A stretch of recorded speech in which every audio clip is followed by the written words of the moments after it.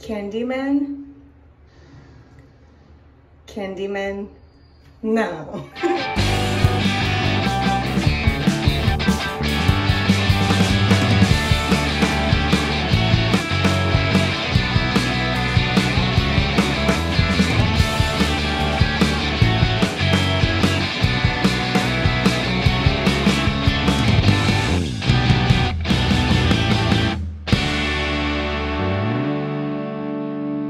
E bem-vindos ao Experimento 237, seu cantinho aleatório do fandom, e bem-vindos ao nosso review de Candyman, de 2021 mesmo, não é o de 92. Como de costume, eu vou deixar pra falar dos spoilers só no finalzinho do vídeo, então fica tranquilo, você pode assistir quando eu for começar a dar spoiler mesmo, eu aviso.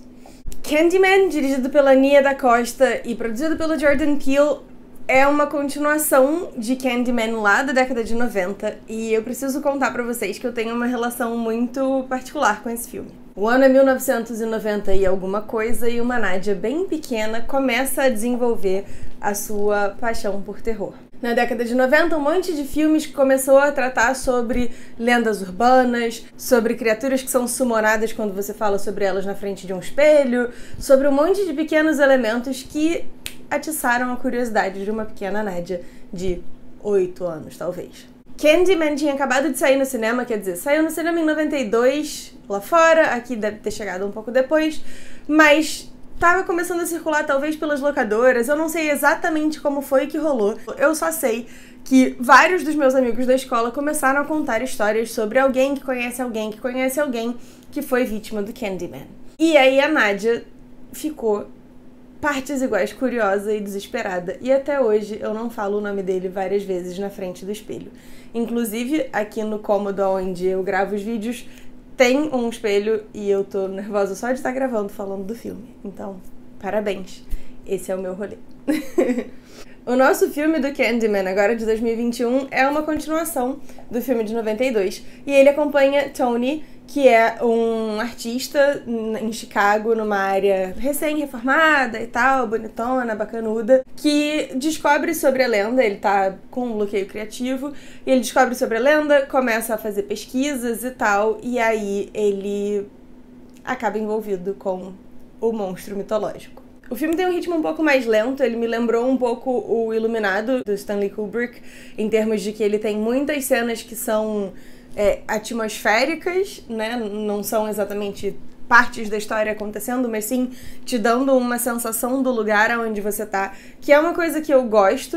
Eu não sei se combinou tanto com esse filme, mas é uma coisa que eu, de modo geral, gosto pra filmes de terror, principalmente esses que são um misto de terror e suspense, e você precisa construir essa ambientação mais tensa e tal. E ele retrata muito bem a paranoia que a gente sentia quando a gente fazia as brincadeiras de summonar, né, quando a gente era criança e essas lendas urbanas estavam mais em voga. Eu lembro, por exemplo, das minhas amigas fazendo Joana Dark ou fazendo Bloody Mary, e eu desesperada, eu nunca ficava até o final, eu sempre, tipo, não preciso descobrir, eu não preciso saber se funciona, até porque se vocês morrerem, aí eu já sei que funciona, e aí eu não preciso passar por isso, então, não, peace.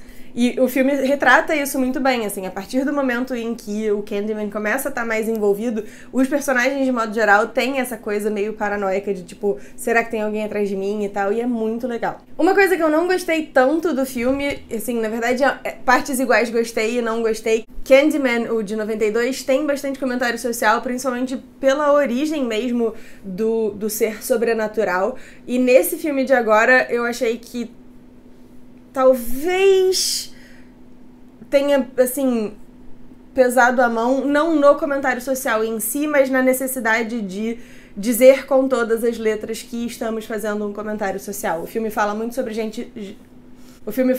gentrificação, que é o processo por meio do qual um bairro talvez mais pobre, onde comunidades estavam alocadas e tal, passa por um processo de encarecimento e aí rejuvenescimento e enfim, trazida e chamada para pessoas mais ricas, e o filme é bastante focado nisso. O lugar onde a lenda surgiu está sendo gentrificado e aí, portanto, se discute a gentrificação o tempo todo. E tem um comentário meio meta em que uma crítica de arte critica o trabalho do Anthony, que é o nosso personagem principal, o nosso protagonista, a partir de dizer, porque são vocês artistas procurando lugares pra viver, sem precisar pagar muito caro e tal, que colaboram pro processo da gentrificação, e aí tem essa coisa meio meta, né, da arte, falando sobre a arte, mas achei que talvez uma sutileza e talvez pudesse ter ajudado. Mas o filme é visualmente muito impactante, as mortes são muito bem executadas, eu gostei muito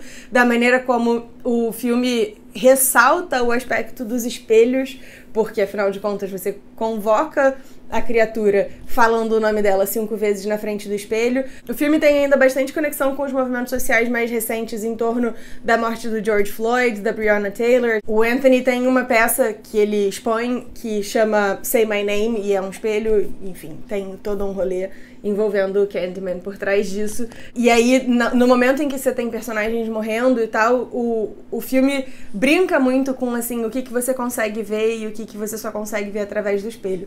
Isso foi uma coisa que eu achei muito maneiro do ponto de vista de estética mesmo do filme. Entrando já em território de spoiler, eu fiquei muito satisfeita de ter ido assistir o filme sem saber que ele era uma continuação direta do filme de 92, porque ele tem um plot twist que é bastante evidente. O filme de 92 conta a história da Helen, que é uma estudante que está escrevendo um artigo, uma dissertação sobre lendas urbanas, e ela resolve investigar a lenda do Candyman, e ela acaba envolvida chamando ele, e começam a acontecer os vários homicídios e tal, não sei o que, e no final das contas ela tem ali um trelelê com o Candyman e um neném, e o nosso protagonista é o neném. Então eu tenho a impressão de que se eu tivesse ido assistir o filme sabendo que era uma continuação direta, nos primeiros 15 minutos eu ia saber que o Anthony era o neném, e até porque a personagem da mãe dele, eles evitam mostrar e tal, e é a mesma atriz que fez a mãe do neném lá no filme de 92, então ficou um pouco... sim, claro, é óbvio. Mas isso não prejudica de forma alguma o filme funciona redondo sozinho. Inclusive, se você não quiser assistir o filme de 92, eu acho um equívoco, porque é um clássico do cinema de terror, mas você tem todo o direito de não assistir. Agora, se você quiser assistir, eu recomendaria talvez assistir só depois de ter visto o de 2021, porque, né? Agora, se você quiser assistir, eu recomendaria que você esperasse pra assistir só depois de ter visto o filme de 2021, se bem que agora, a essa altura, eu já entreguei o plot twist, então assiste na ordem que você preferir. Então, acho que era isso, são essas as minhas impressões sobre Candyman. Eu agora vou reassistir o de 92, pra lembrar os elementos e tudo mais, porque eu realmente não lembro direito dele, mas eu fiquei muito feliz no final do filme com o cameo do nosso Candyman original, e... enfim, deu um afaguinho no meu coração. E agora eu preciso ir achar um padre pra me benzer, porque eu já falei o nome do homem umas 50 vezes ao longo desse vídeo. Tem um espelho na minha frente e... isso não vai ser bom. Até a próxima!